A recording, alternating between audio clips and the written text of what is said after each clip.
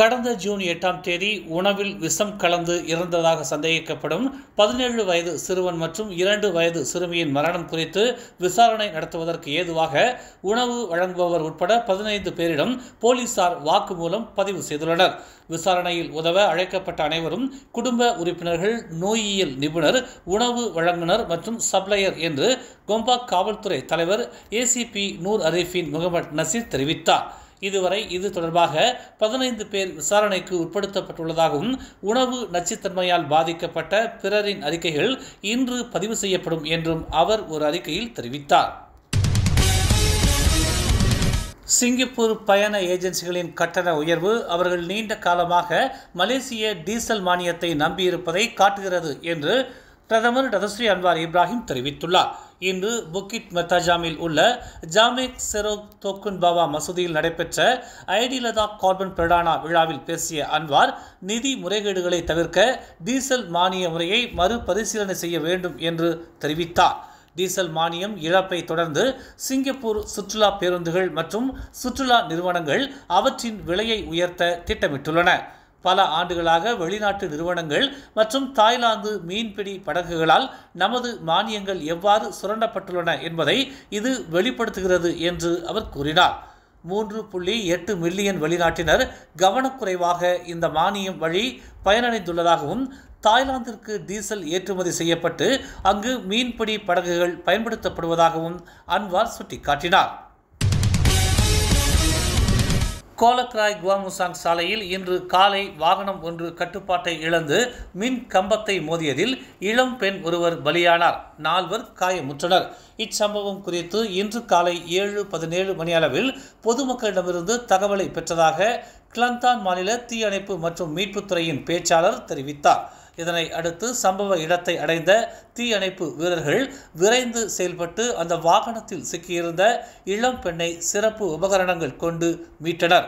இந்நிலையில் அந்த பெண் சம்பவ இடத்திலேயே உயிரிழந்தது உறுதி செய்யப்பட்ட வேளையில் மற்றொருவர் கடுமையான காயங்களுக்கும் மேலும் 3 லேசான காயங்களுக்கும் உள்ளானதாக அவர் கூறினார். காயமுற்றவர்கள் அனைவரும் சிகிச்சைக்காக குவாமுசாங் மருத்துவமனைக்கு கொண்டு செல்லப்பட்டதாக அவர் தெரிவித்தார். முறையான தரச் சான்றிதழ் இல்லாத வாக்கி டாக்கி மற்றும் வயர்லெஸ் அடாப்டர் போன்ற தொலைத்தொடர்பு சாதனங்களை விற்பனை நோக்கத்திற்காக வைத்திருந்த குற்றத்திற்காக நிறுவன இயக்குநர்கள் 2 சபா கொத்தகினபாலு செஷன்ஸ் நீதிமன்றம் அபராதம் விதித்தது. குற்றத்தை ஒப்புக்கொண்ட அவ்விருவருக்கும் முறையாக 5500 வெள்ளி மற்றும் 2500 வெள்ளி அபராதம் விதிக்கப்பட்டது. குற்றவாளி என்று நிரூபிக்கப்பட்டால் 3 லட்சம் வெள்ளி வரையிலான அபராதம் அல்லது 3 ஆண்டுகள் சிறை தண்டனை அல்லது இரண்டுமே விதிக்கப்படலாம். முட்டை விலையை ஒரு முட்டைக்கு 3 காசுகள் குறைத்திருக்கும் அரசாங்கத்தின் நடவடிக்கை வேடிக்கையாக உள்ளது என்று மாச்சாங் நாடாளுமன்ற உறுப்பினர் வான் அமாட் ஃபைசால் வான் அமாட் கமால் தெரிவித்துள்ளார். நல்ல செய்தி காத்திருப்பதாகவும் அத்தியாவசிய பொருட்களின் விலை குறித்து சிறப்பு அறிவிப்பு வெளியாகும் என்றும் ஒற்றுமை அரசின் செய்தி தொடர்பாளர் ஃபோமி ஃபாஜில் அறிவித்திருந்த வேளையில் பிரதமரின் இந்த முட்டை விலை அறிவிப்பு நகைச்சுவையாக இருப்பதாக அவர் குறிப்பிட்டார். விவசாயம் மற்றும் உணவு பாதுகாப்புத்துறை அமைச்சர் மாட் சாபு செய்திருக்க வேண்டிய அறிவிப்பை பிரதமர் செய்துள்ளார். இந்த நகைச்சுவையான அறிவிப்பின் வழி மடானியின் உண்மையான அர்த்தம் மறைந்து போய்விட்டதாக அவர் கூறினார். மலேசிய லஞ்ச ஊழல் தடுப்பு ஆணையத்தை நாடாளுமன்றத்தின் அதிகார வரம்பிற்குள் வைப்பதற்கான முன்மொழிவின் தாக்கங்களை அரசாங்கம் ஆராயும் என்று பிரதமர் டதஸ்ரீ அன்வார் இப்ராஹிம் தெரிவித்துள்ளார். இந்த விஷயத்தில் எந்த முடிவும் எடுப்பதற்கு முன்மொழிவு தொடர்பான கடுமையான நிபந்தனைகளும் முதலில் மறுபரிசீலனை செய்யப்பட வேண்டும் என்று பிரதமர் வலியுறுத்தினார். கடந்த காலத்துடன் ஒப்பிடும் போது MACC இப்போது அதிக ஆக்ரோஷமாக இருப்பதாக அவர் குறிப்பிட்டார்.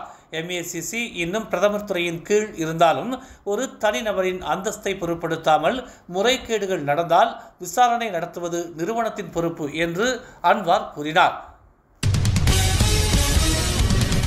கோலா லிபிஸ் மசூதி வாசலில் பிறந்த குழந்தை உயிருடன் மீட்கப்பட்டதாக லிபிஸ் மாவட்ட காவல்துறை ஆணையர் இஸ்மாயில் மான் தெரிவித்தார். அதிகாலை 5:30 மணியளவில் பெண் குழந்தை மசூதி வாசலில் கிடந்ததாக பொதுமக்கள் கொடுத்த புகாரின் அடிப்படையில் அக்குழந்தை மீட்கப்பட்டதாக லிபிஸ் மாவட்ட காவல்துறை ஆணையர் இஸ்மாயில் மான் தெரிவித்தார். தற்போது அக்குழந்தை லிப்பிஸ் அரசு பொது மருத்துவமனையில் அனுமதிக்கப்பட்டதாகவும் ஆரோக்கியத்துடன் இருப்பதாகவும் அவர் உறுதிப்படுத்தினார்.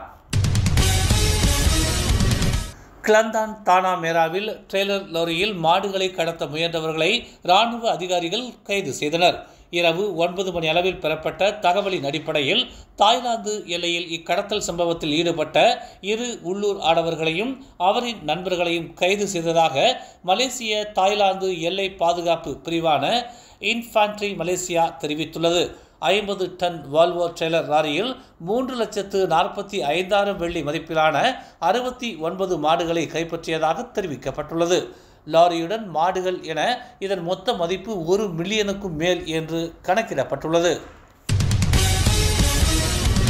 ஊழலை அம்பலப்படுத்திய அரசு ஊழியர்களுக்கு வெகுமதி வழங்கப்பட்டுள்ளதாக மலேசிய லஞ்ச ஊழல் தடுப்பு ஆணையத்தின் தலைமை ஆணையர் தான் ஸ்ரீ அசாம்பாக்கி தெரிவித்துள்ளார். கடந்த 2012ஆம் ஆண்டு முதல் 2023ஆம் ஆண்டு வரை ஊழல் வழக்குகளை அம்பலப்படுத்தி புகார் அளித்ததற்காக 514 அரசு ஊழியர்களுக்கு 10 லட்சம் வெள்ளிக்கும் அதிகமான தொகை வெகுமதியாக வழங்கப்பட்டுள்ளது என்று அவர் கூறினார். அரசு ஊழியர்கள் ஊழல் தொடர்பாக அரசுக்கு தகவல் தெரிவித்தால் லஞ்சம் வழங்குவது போன்றே அவர்களுக்கு வெகுமதி அளிக்கப்படும் என்று அவர் கூறினார். வெள்ளிக்கு வெள்ளி என்ற அடிப்படையில் இது வழங்கப்படும் என்று அவர் தெரிவித்தார். தமிழ் மலர் செயலி நம் சமுதாயத்தின் உரிமை குரலாய் உண்மையின் வாசமாய் மக்களுக்காக நாளும் மலர்கிறது தமிழ் மலர் நாளிதழ். சமரசம் இன்றி சத்தியத்தின் பாதையில் வெற்றி நடை போடும் தமிழ் மலரின் இன்னொரு புதிய அத்தியாயமாய் தமிழ் மலர் செயலி இப்போது அறிமுகமாகவிருக்கிறது உங்களுக்காக. மலேசியாவின் ஆகச் சிறந்த தமிழ் ஊடகமாய் உள்ளூர் தகவல்களை உடனுக்குடன் தெரிந்து கொள்ள மலர்கிறது தமிழ் மலர் செயலி. விரைவில் எதிர்பாருங்கள். மேலும் செய்திகளை தெரிந்து கொள்ள தமிழ் மலர் நாளிதழை பாருங்கள். எங்களோடு இணைந்திருக்க மலர் டிவியை பதிவு செய்து கொள்ளுங்கள். உறவுகள் மகிழ்ந்திட விருப்பம் மற்றும் பகிர்வு சேவையை சொடுக்கிடுங்கள்.